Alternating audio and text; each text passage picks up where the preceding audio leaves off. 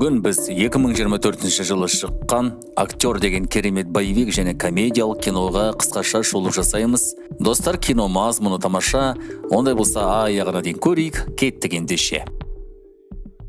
Кино басында Хантер деген басты кейіпкерді көрсетеді, ол өзі актер болғысы келеді. Содан тыңдауда жүр. Ұсынған рөлді ойнап көрсетіп тұрады. Бірақ Хантер жұмсақ адам еді. Қатыгез бандиттарды ойнай алмайды. Гони адские деньги.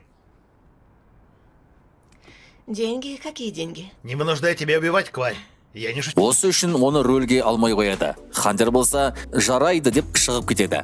Сыртқа шыққан кезде таныс досы келеді. Ол да осы рөлді ойнау үшін шақыртылыпты. Осыдан кейін Хантер жұмысына барады. Жаттығу залында жаттықтырушысы болып жұмыс істейді екен. Бәрі одан сұрастыра бастайды. Не болды? Киноға рөлге алды ма дейді. Хантер болса, әлі жауабы белгісіз деп қояды. Жұмыс біткен соң Хантер үйіне келеді.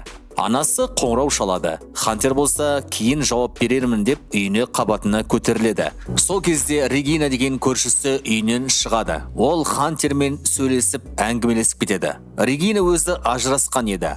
Сол үшін күйеуім келіп қаламы деп бір түрлі уайым шегіп тұр.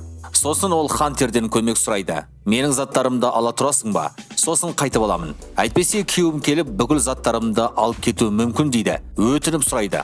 Бас кезінде Хантер келіспейді. Бірақ Регина қатты өтініш білдірген соң, жақсы деп Регинаның чемоданын үйіне кіргізеді. Үйінде Том деген досы бар. Ол өзі геймер және блог жүргізетін жігіт еді. Хантер кейін анасына қоңырау шалады. Анасы болса уайымдап жүр. Не болды? Рөлді саған берді ме дейді. Хантер болса әзірше белгісіз деп қалады. Анасы деген ұлына қолдау білдіреді. Сенің дарының бар ғой. Сенің қолынан бәрі келеді дейді. Хантер анасына рахмет айтып, тұтқаны қоя салады. Біраздан кейін Том досы келіп, өзінің ойынын айта бастайды. Мен жай ғана ойын ойнап $13,000 таптым дейді. Содан кеш батып Хантер ұйықтайды. Түнге қарай көршінің үйінде айғай-шу естіледі. Сол түні Хантер көршінің үйіне кіріп шығады. Қараса үйінің іші шашылып жатыр. Ал енді Регинаны біреулер өлтіріп кетіпті. Хантер бірден полиция қызметкерлерін шақырады. Полиция қызметкерлері жетіп келеді. Олар не болғанын сұрайды. Сонда Хантер айта бастайды. Соңғы кезде мен оны көргендей, ол күйеуі келіп қалады ма деп уайымдап жүрді. Бір түрлі мазасызданды дейді. Полиция қызметкерлері болса, жарайды, рахмет, бірақ қаладан ешқайда кетпеңіздер дейді. Кейін Хантер мен Том екеуі үйіне кіреді. Хантер сол кезде Регинаның заттарын айта бастайды. Осыны қалдырып кетіп еді дейді. Том болса, сен ашып қарамадың ба? Мүмкін ішінде басқа бір зат бар шығар. Ол әйел бекер саған бұларды қалдырмады. Бұл дегенің ішінде құнды зат бар. Қарайық деп қоймайды. Хантер болса, қайдағы, бұны полиция қызметкерлеріне береміз. Өздері біледі ғой дейді. Оған Том қоймайды. Регина саған бұны берді. Ол өліп қалды. Енді бұл заттар сенікі. Сол үшін ашып көрейік дейді. Ақыр қоймаған соң Хантер жарайды деп көнеді. Олар чемоданның ішін ашады. Кейін ақтарса, қаншама ақшалар жатыр екен. Я же говорил.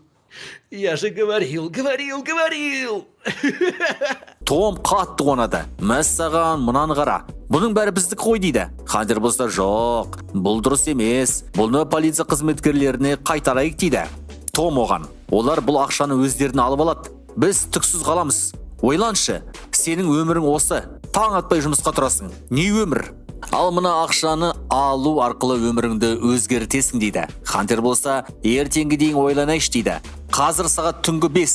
Маған жұмысқа баруым керек деп қалады. Таңертең бұлардың үйлердің қасына Джои деген жігіт келеді. Қасында Качок досы бар. Олар сол Регинаның үйіне келіпті. Ақша үшін келген ғой. Тура осы кезде көрші үйден Хантер шығады. Джои болса Хантермен танысады. Мен Регинаға келіп едім. Неге үйлері осылай болып тұр деп қояды.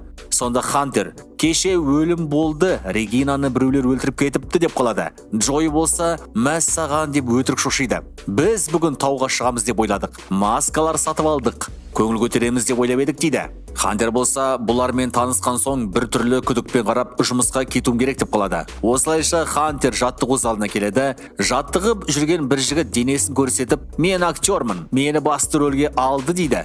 Тура Хантердің ойнау керек болған рөлін бұл жас жігітке беріпті. Сонда Хантер бұны естіп ашуланып дәретханаға кетіп қалады. Біраз ашуын шығарған соң, ол ашулы түрде жұмыстан кетіп қалады. Томның айтқан кеңесін орындамақшы. Бірден үйіне барып, бүкіл ақшаларды өзінің сөмкесіне салып, бұл қаладан бірақ қашып кетеді. Ал Джойи және качок жігіт екеуі Регинаның үйін бұзып, үйінде ақша іздеп жүр. Джойи болса түсініп қояды. Ақша жоқ. Демек ақша мына көрші жігітте дейді. Бірден өзінің адамдарына қоңырау шалады. Хантер болса керемет бір дамханада тамақтанып отырады. Қасына Даяшы келіп екеуі сөйлесіп кетеді. Даяшы да бастауыш актриса екен. Бірақ Техаста ата-анасы тұрады. Сол жақты сағындым. Ол жақта ат ұстаймыз. Табиғаты жақсы дейді. Хантер тыңдап отыр. У моего папы там лошади, много земли.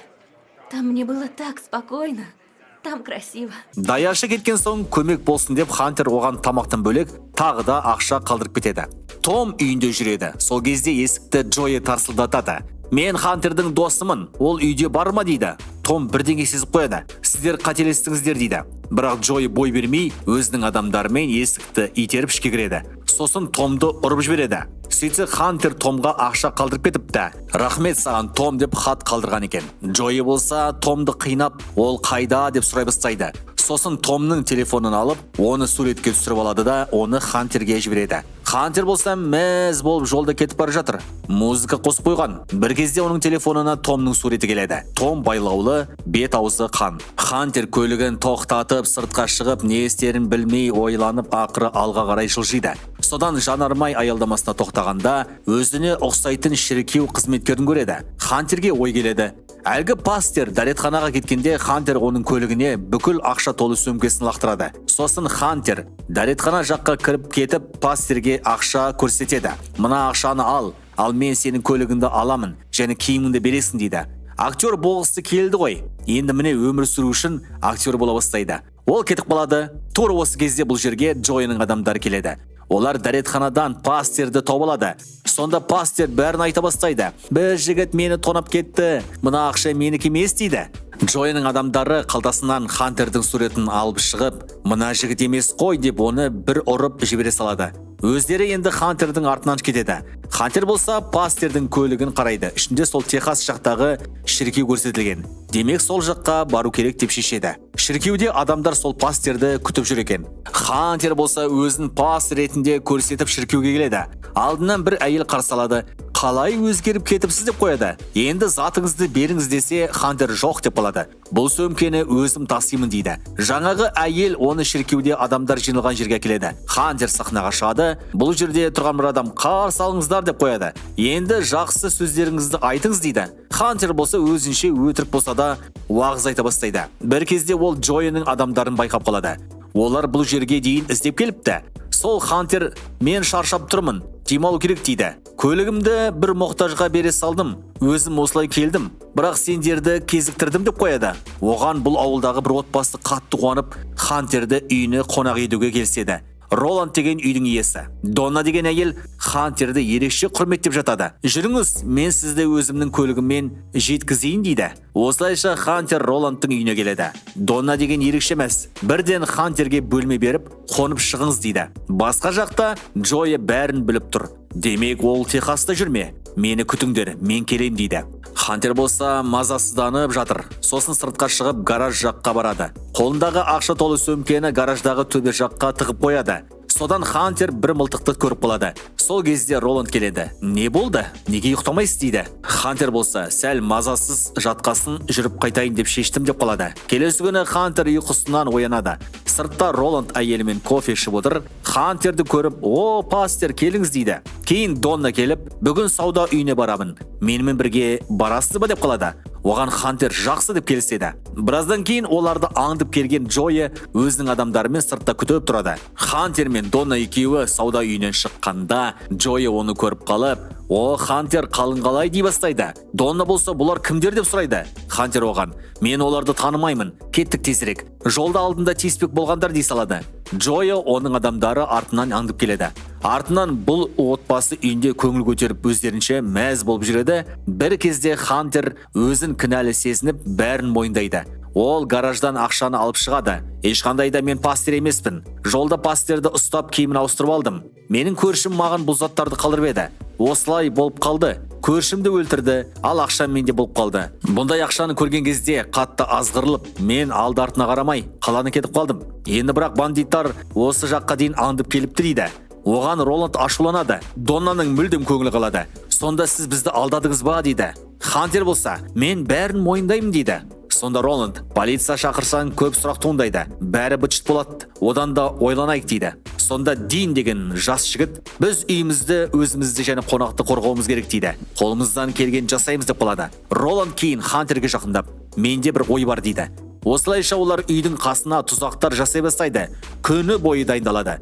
Түн болғанда Джой өзінің адамдарымен бұл үйге келеді. Сонда бұлар біреуінің үстіне қышқыл суын құйып жібереді. Әлгісі қатты қиналып құлайды. Артынан қалған бандиттар үйдің ішіне кіріп кетеді. Донна мен Роландтың әйелі бандиттардың арасындағы бір қызды құлатады. Ең соңында Хантер мен Дин екеуі қуанып жатқанда Джой Доннаны және Роландтың әйелін ұстап алып сыртқа шығады. Хантер болса ашулы түрде, ақшаң әне үйде тұр, алда кет, не керек саған дейді. Джой болса Хантерді жарақаттап жібереді. Осы кезде Роланд келіп, қаруындағы қылышпен Джойның артынан бір тығады. Сосын мүлдем Джойны атып тастайды.